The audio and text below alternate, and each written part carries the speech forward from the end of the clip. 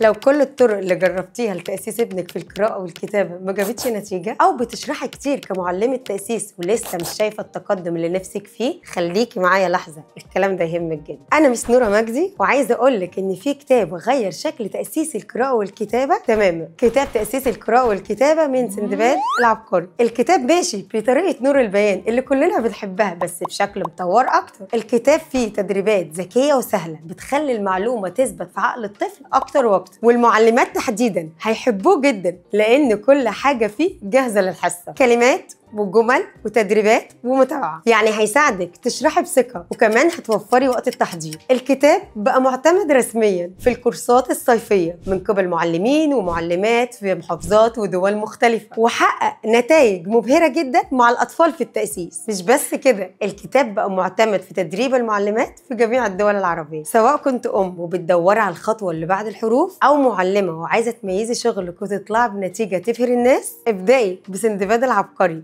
وجربي بنفسك وشوفي الفرق. سندباد العبقري، بداية التأسيس الصح.